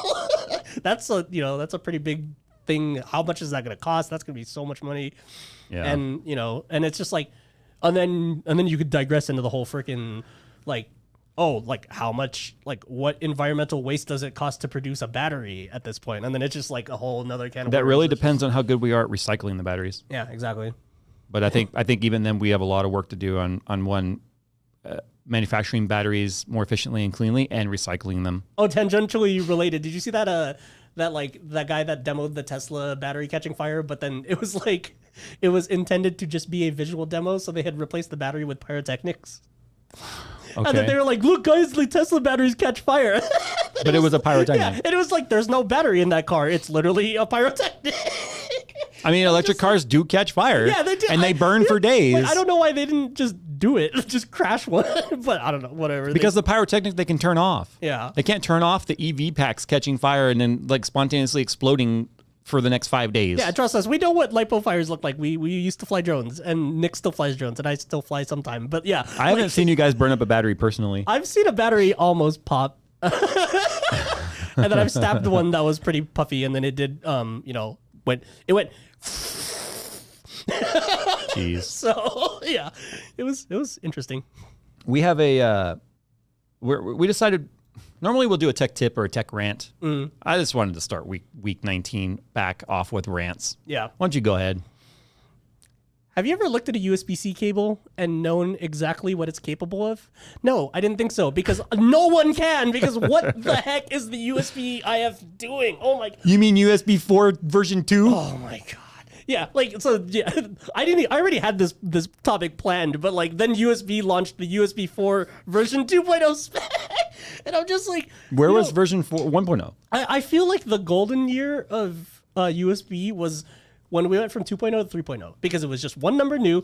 The plugs were blue, so you knew they were fast when they were blue, and that's it. That's the same plug otherwise, and you knew that every other cable, as long as it was blue, would do everything that USB 3 is capable of. And then they started making them red. Yeah. Now you have a USB-C cable that can transfer data at 480 megabits, 5 gigabits, 10 gigabits, 20 gigabits, 40 gigabits, or 80 gigabits. It might, depending on the devices, if they actually might support charge. That, it might charge at full PD. It might not.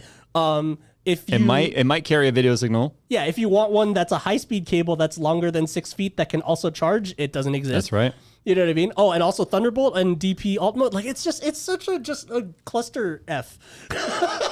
Like, I don't know how this happened because, or actually, no, I know exactly how it happened because it's USB-C for capitalism. Because, no, because seriously, like, think about all the Amazon cables, right? Yeah. Like, if somebody just wants a charging cable for their phone, they're going to look at a charging cable and be like, oh, sick, a $1 cable that's 10 feet long. But now that means that they might look at that and be like, oh, it's USB-C. How come I can't use it to transfer data now between my phone? And it's like, why is it so slow? And it's like, because none of these specifications are on the cable or anything. Like they're supposed to be marked, but I haven't seen a freaking cable that actually like marked its or its like capabilities correctly. And like, you know, let alone like some chargers only supporting some voltages of the PD spec and not others. Like, I think it was like a Surface Book or something, and I had a USB-C cable to the Surface Book charger or whatever, but it only accepted 15 volts in, which is like 3 out of the 4 specs, right? Of the voltages that it can charge with, but the charger did like these 3. So then it like the thing wouldn't charge. Like it has to support the specific I went voltage. through It's so dumb, dude. So I have an Elgato face cam for my live stream at home yeah, you went that through I do this on too. Twitch, and I went through this too because You got an extra it long had a cable. detachable USB-C. Yeah. And I just bought a USB-C cable from Amazon. I wasn't like really paying attention. And then You probably got an extra long one because you wanted to like route it nicely. it was like a everything. 10-foot. Yeah, and so it ended up being just a charging cable. Yeah. Right? So no, the thing was the camera would turn on, right? Because it would get power. Right, but then it wouldn't give me an image. Like OBS couldn't see it. Elgato Studio couldn't see it. Nothing. So I bought another cable, and then that one would work, but it would turn on for like 5 seconds and then turn off. Yeah. And I got another cable, and then finally I said, screw it. I went back to the original cable because I had no idea exactly which cable I needed for that to work. Yeah. So I just ended up using the original cable. And then it was the same thing when I bought it. I was like, I'll try a USB-C extension cable. And it's the same freaking problem. Because it's all about the pinout, right? Yep. So, Yeah, because the longer charging cables are only USB 2.0 data, and it's like some devices won't even support USB 2.0, which used to be a requirement. Yeah. But now devices aren't required to fall back to that. So like, yeah, that's why your camera it got power, and it was like, cool, where's my data ports? And then the cable's like, I don't have any, dude. You know, I only have USB 2 ports. Yeah, it's such a cluster F. So like, good luck buying USB-C cables. And I was such a fanboy of the USB-C system back in 2016 when I got my MacBook Pro. I was just like, dude, this is gonna be sick. We're just gonna have one cable for everything, and now we have like 50 cables of the same cable for everything. Because at least with USB 2 and USB 3, you knew what you had. Yeah. Was it a gray cable or a blue cable? Yeah. Cool. Blue fast. Cool. Put that on my iPod. Let's go. Yeah. My rant's just, I think everyone can agree with this one. People who think their time is more important than everyone else's. Do you want to know what triggered this thought today? Was it a Starbucks visit? Absolutely. Yes, I nailed it. I actually didn't know. We didn't discuss this before. Look. I knew it was a Starbucks visit. Pumpkin spice lattes are back. Okay? I hate pumpkin, but I do like pumpkin spice. Okay? And I don't understand what it is about people that go to Starbucks and they're waiting for their drink and they have to stand right at the counter. Yeah. It's like, back the freak up, people. It's the same, back up. People can't get their drinks because you're in the freaking way. It's the same people that stand right in front of the train doors right as the train opens and everyone's trying to get out. It's like, dude. But those are the same people that will be sitting there tapping their foot, looking at their watch. Like, come on, I gotta go to work. And it's like today. So I ordered my coffee online, like on my phone. Yeah. 35 minutes before I wanted to go pick it up. Right. Okay. And I still ended up waiting like 3-4 minutes, something like that for it. But anyone that is a coffee addict or goes to Starbucks knows Friday at 8:30 in the morning is like the worst time you could go. It is like, and especially on launch week of pumpkin spice lattes. Okay, I'm telling you right now, I gotta have my pumpkin spice. And so I'm sitting. Why did I sound? Not enough spice. Why did I sound like what's his name from? I don't know. Not Futurama. American Dad. Roger. From Oh American yeah, Dad. I'm Roger from American Dad. Okay. Anyway, so it's like. Everyone's just standing there in the way, and people were like complaining about, is this ready yet? And then the baristas are trying to get it done. They're literally understaffed. There's drive-through going around the block. Mm-hmm. You can see they're flustered, and there's people that are just going to stand there in the way with their arms folded. And like it's like they call my name, and I go to there's like 3 not sexist, they're misogynist, but there's 3 women just standing there, literally with their arms folded, like staring at the person that's making drinks. Just being stereotypical Karen, like full 100%. So they called my name. Yeah. And they put the cup down, and I can't get to it because there's like 50 people. But you know what I did when I was waiting? I went to the back, and I just leaned against the wall and I waited, like you're supposed to do. Get the frick out of the way, okay? Yeah. So anyway, they call my name. They put the drink down. I can get to like the second row of people. Yeah. And then these people are just standing there. Or a bar. They're just standing there, waiting for their drink. And then it's funny because here's what happens whenever someone goes like, Jay, and they put the cup down. The person, excuse me, is there like a Karen back there or whatever? Excuse me. And then they're like sitting there like having a conversation with the barista. And I'm like, excuse me, can I get my, excuse me, can I? And they're like they're so worried about their own drink. Yeah, and their own universe. And their own universe that we're all circling around apparently. Mm. And I'm sitting there and I'm like, excuse me, excuse me. And then the lady's like sitting there like, well, I've been waiting for 20 minutes. And I went, lady, I ordered 40 minutes ago. Can I get my drink? Yeah. Yes. And then she was like, oh, excuse me. And then she was like, how long did you wait? Because at that moment, she's realizing like, crap, I've got to wait a while. Yeah. I looked at my coffee and I said, I ordered it at 8:21. And this was like 8:56. Yeah. Okay, so I guess it was not 40 minutes, but still. Yeah. This was when you text. I got a text from him. I was like, hey, it's PSL hell at Starbucks. I'm going to be a little late. I was cracking up in my car on the way here. So yeah, I was like, yeah, I ordered at 8:21. And she's like, And here's the thing. Anyone going to Starbucks on a Friday to get pumpkin spice should know what the F to expect. Yeah. Just order it and go pick it up when it's ready. The other day there was a couple weeks ago, there was a wildfire up in the pass. Every year there's a wildfire up there, right? So a few lanes of the 15 get shut down, and that traffic will go all the way down the 15, like past my neighborhood, okay? So we're sitting there, it takes us an hour to get home from the gym, and then people just decide to turn the soft shoulder into their own personal lane, right? Yeah. And that's the thing that irritates me. It's like, none of those people feel like anyone else's time is important. Now, I don't know what their situation is. I don't know if they're literally about to crap their pants, take a leak on their seat. Yeah. Maybe they got a kid that just threw up. I don't know. But I'm sorry. An entire row of 20 cars all having a crisis at the same time is very unlikely. Yeah. Sus. Very sus. Wow, time is flying. Okay, so we got some topics here from. So typically, if you want to write into the show and have your question make it into the show, we have a section called From the Freaking Audience, FTFA. And you can just write your email to rtfm@JayzTwoCents.com, JayzTwoCents. And then we pick 4 or 5 of the best topics. And each week, we'll feature that the following week. So if you're going to write us today, you may get in next week's show. But today, I reached out to Twitter just for some lighthearted topics. I mean, there's still emails in the email, but we haven't looked at them for over a year. So there'd be some really old topics that maybe they're not watching anymore. So from the audience, Chandwich, I like the name Chandwich. Chandwich nice. Says, how do you feel about the new sets? Anything you like more than you thought? Any major bummers? I really love the DIY videos. You're such a great teacher. Oh, I don't know about that. I don't know if I'm a great teacher. I think it's working out exactly as I expected. You guys have seen 3 different angles so far in that one room. And we have a whole nother corner that we haven't done anything with yet. Mm. But it's roomy.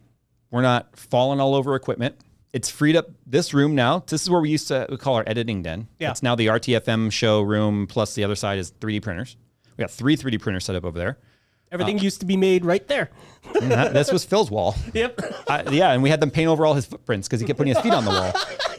Hey, they don't reach the ground. So I ordered your footstool. It should be here like tomorrow, by the way. So I was going to say, that's the only thing that sucks about the new office is that the new desk is like a couple inches too high for my shortness. Yeah. And so I had to like search on Amazon for like an extra, because I want a man spread while I use the footrest. And apparently that's not a thing because like footrests are all super tiny. And I'm just like, they're supposed to be the width of your shoulders, but. Yeah, but no one sits perfectly like a doll bent up. Do that. Yeah. I end up like a pretzel at the end of the day, and it's perfectly fine. I wouldn't say there's any bummers. Yeah, honestly, I think there was a couple times I was like, oh, I wish I'd put a plug here, whatever, but there was no bummers to it. It went fast. I mean, the really common comment we saw was people were like, oh my god, you got that done so fast. Like I said, I was the general on this. I managed all the contractors, and I got them to move, and there was a few, lined them up like perfectly too. There was a few extra fees involved I was willing to pay because I needed it done fast. Yeah. But yeah, I'm happy with it. I'm happy the way it turned out. I'm happy the way the colors turned out. And you're going to notice, you'll notice a small evolution over time as we build out those sets. More importantly, the shop set and the rows of racks and stuff now being organized, that's making me feel a lot better. So I'm very excited with the way it turned out. It's because we're not moving now for quite a while. I had to take the floor plan that we have and maximize it. Yeah. And a giant bullpen type room where our own desks end up as part of the set was important to be that way, because that wasn't going to work in here. And it just, I love the vibe in the new office. Like I love actually just sitting there and working in there. We It's so rarely nice. turn the light on in there. Yeah, it's really nice. We got bias lighting on the desks and everything, and so Yeah. it's nice for the glare and everything. And yeah, it's dope. Mike says you have 1 free hour to do whatever. What do you do? Sleep. Honestly. I wish. Yeah, honestly. I wish.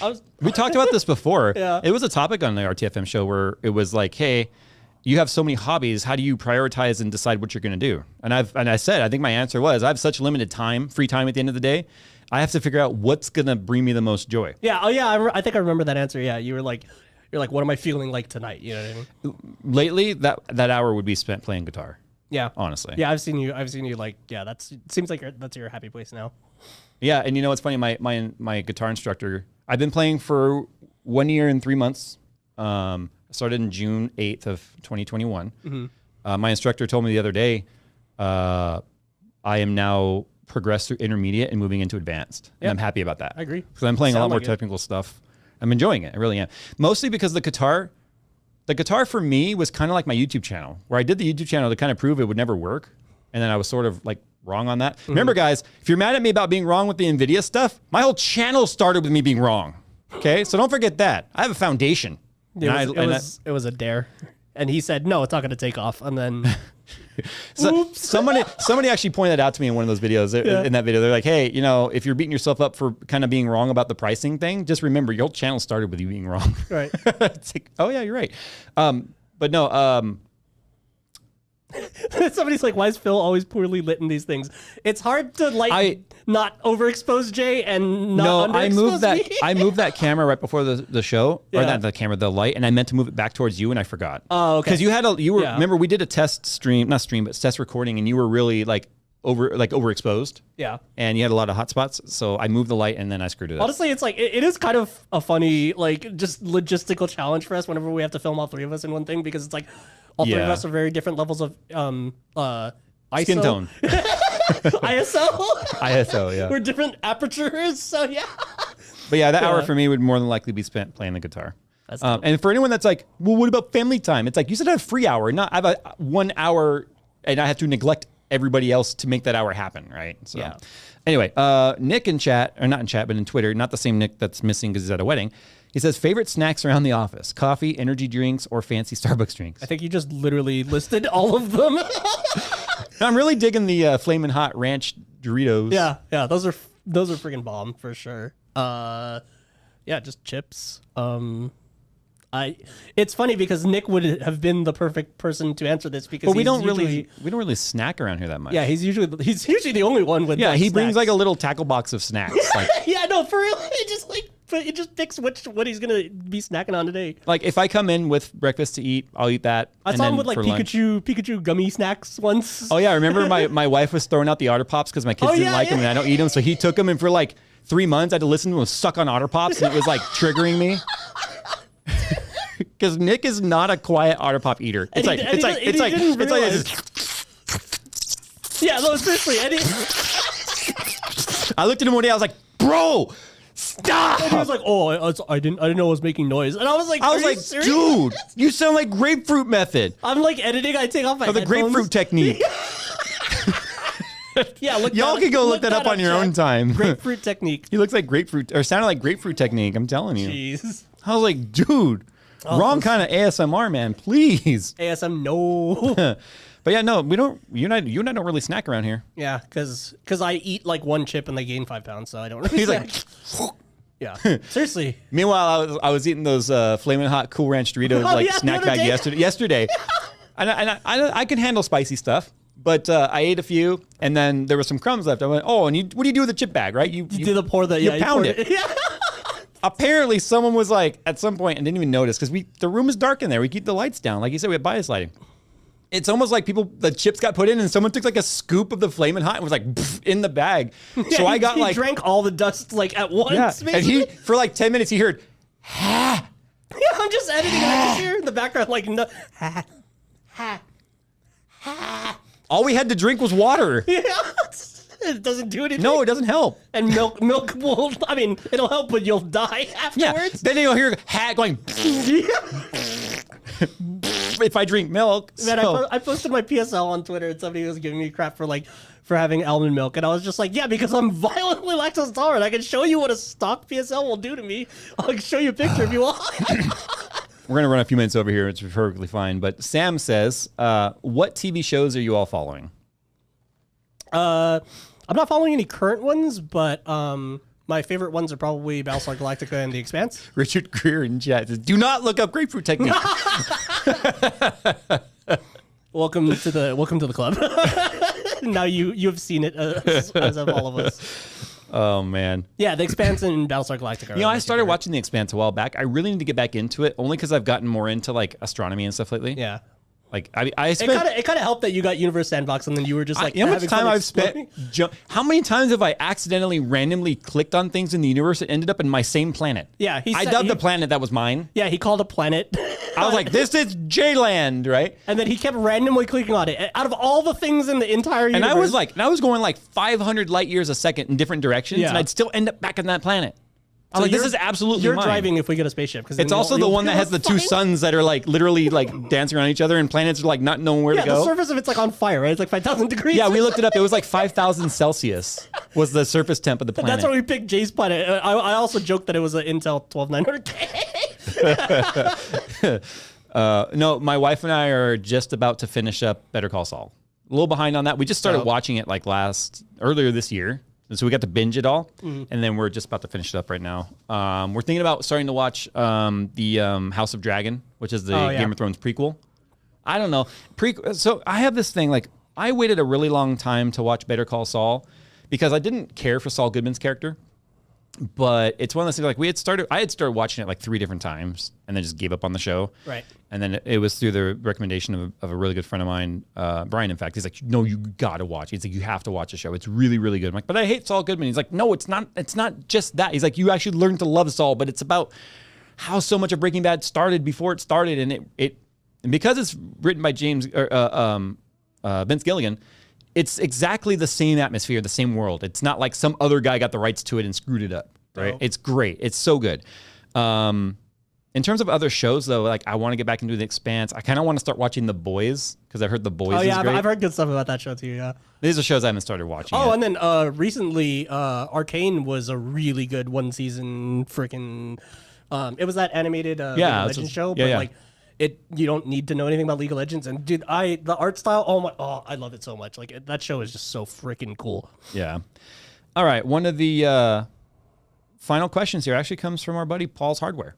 Nice. Evergreen question: crumple or fold? Fold. I'm not a barbarian. What's wrong with you people? I spent many years crumpling. No, I have a theory. Yeah. Hear me out. I'm a folder now. It's 1, 2, 3, 4 around the hand. Okay, we're talking about toilet paper here, people, for anyone that's not understanding. Yes. When you crumple, you create kind of a loofah that gets all the nooks and crannies. Yeah.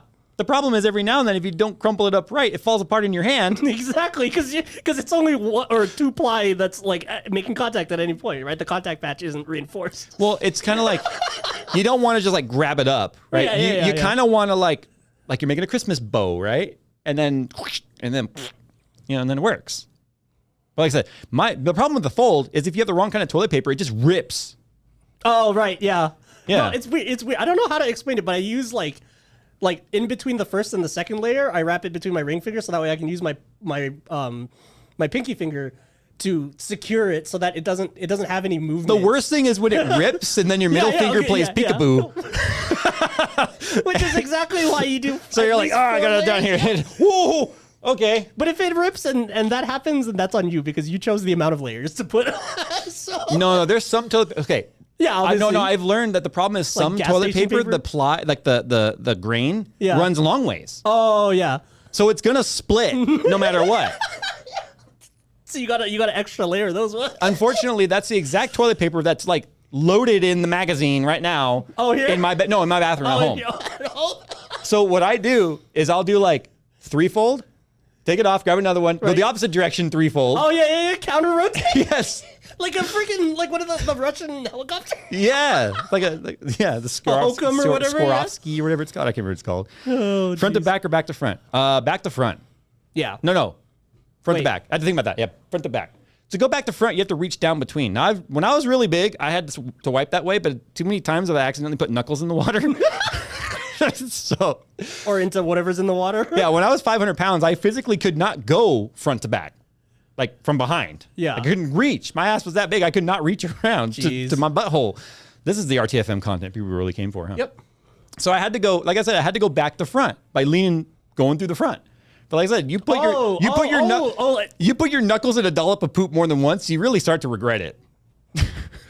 I'm glad I never had to like think about this logistics. Yeah, no, I'm back to front, I think. Yeah. Sit or stand. I pee while sitting if I want to go on my phone. Stand all the time. No, I'll pee while sitting. Be a man. Do you know how many times I was like, I'm just gonna go take a break on the toilet? Yeah. Literally sit down, take a nice pee, and just look at my phone. Yeah. Wow. Plus the advantage of sitting down if you need to pee is that you can also, like, just in case you need to number 3. Daniel in chat says, knuckles in the water. Do you guys not stand to wipe? You can't get in there as easy if you stand to wipe. Yeah, exactly. Your butt cheeks go together. That's how butt cheeks work. Yeah. In fact, if you want to be really thorough, you have to like lift up one butt cheek, spread, sit back down, lift up the other one, spread, sit back down. Exactly. Now you're spread. So all y'all standing aren't cleaning like everything under there, and that's pretty gross, y'all. And that's probably why esports events smell like that. Oh God, we've been to enough LAN parties. The DreamHack freaking warning that's like, please wear deodorant. And it's like, nope, they don't. They still didn't. You don't need deodorant to play Fortnite. Yeah. Apparently. Anyway, that's the end of the RTFM show. Week 19 is back, bringing the content you guys have been wanting. So remember, if you want to reach out to us, RTFM at JayzTwoCents.com, and don't forget the Dad Bods and PC Mod shirt, which is literally launched with this show. So if you guys want to, get yours before they're gone, it's sick. Basically a hot rod with PT parts and stuff on it. So sick. Yeah, that's available right now over at JayzTwoCents.com. So anyway, make sure you subscribe so that you don't miss the show. Send us your questions, either Twitter or RTFM at JayzTwoCents. And as always, guys, we will see you in the next one. And also next week. And next week. Nick will be here. So that'll be awesome. Yay. All right, guys. I don't remember how long the bumper music was for playing out. I don't either. Oh, there we go. All right, guys. We'll see you later. I like it.